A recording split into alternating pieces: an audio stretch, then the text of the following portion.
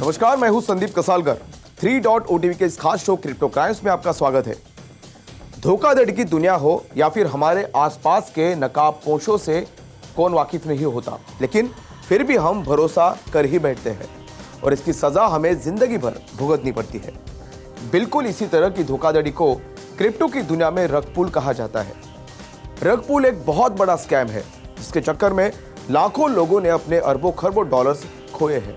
इस तरह के स्कैम्स में एक अनजान डेवलपमेंट टीम नया प्रोजेक्ट शुरू करती है, फिर सोशल मीडिया और माउथ पब्लिसिटी से लोगों को भारी भरकम मुनाफे का लालच देती है। कुछ महीनों तक हाई रिटर्न्स दिया भी जाता है ताकि और लोग प्रोजेक्ट से जुड़े। एक बार बड़ी तादाद में लोग जुड़ने के बाद ये टीम अचानक सपोर्ट देना बंद कर देती है और पूरी लिक्विडिटी बेचकर गायब हो जाती है। रग पुल स्कैम ज्यादातर डिसेंट्रलाइज्ड फाइनेंस यानी DeFi पर होता है, जो डिसेंट्रलाइज्ड एक्सचेंजेस यानी DEX को लिक्विडिटी प्रोवाइड करता है। चूंकि सेंट्रलाइज्ड एक्सचेंज यानी CEX आमतौर पर DeFi टोकन को लिस्ट नहीं करता है, इसलिए नए प्रोजेक्ट्स के DeFi टोकन के लिए DEX की लिक्विडिटी का एकमात्र सोर्स होता है। अब देखते हैं DeFi पर किस तरह से रग पुल को अंजाम दिया जाता है। सबसे पहले एक DeFi स्टार्टअप अपना टोकन प्रोड्यूस करता है और एक सर्टेन क्वांटिटी DEX को लिक्विडिटी के रूप में देता है। इसे एक इनिशियल डेस्क ऑफरिंग यानी IDO में बेचा जा सकता है या फिर लिक्विडिटी पूल यानी ETH या BNB जैसे अन्य टोकन के साथ संयुक्त में जोड़ा जा सकता है।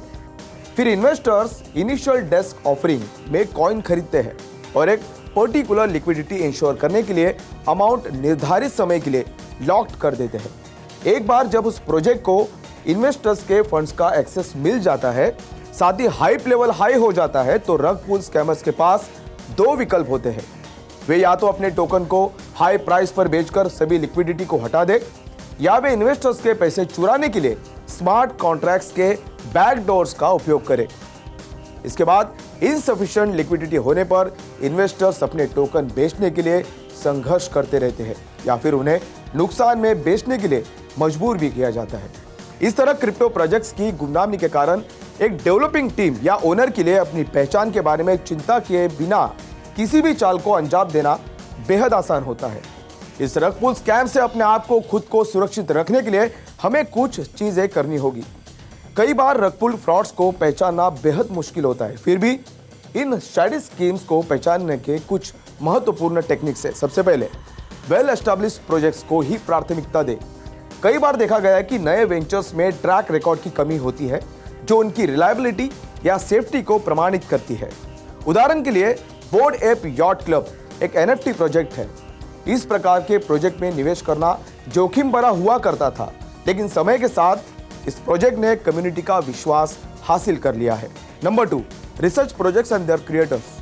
हाइपर प्रोजेक्ट अक्सर लुभावना हो सकता है, लेकिन इसे अप्रोच करने से पहले अपनी रिसर्च भी जरूरी होती है। निवेश करना है या नहीं, ये तय करने से पहले प्रोजेक्ट, उसकी टीम और ब्लॉकचेन फीचर्स की गहन जांच करना महत्वपूर्ण है।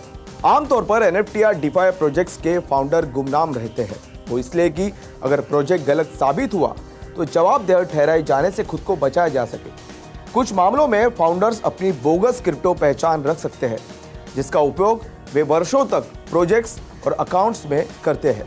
वहीं दूसरी ओर कई जेन्युइन DeFi प्रोजेक्ट्स अपने स्मार्ट कॉन्ट्रैक्ट्स को ऑडिट करती है ताकि उनके कोड में कोई बग न रहे, और यह इन्वेस्टर्स के लिए सकारात्मक संकेत होता है।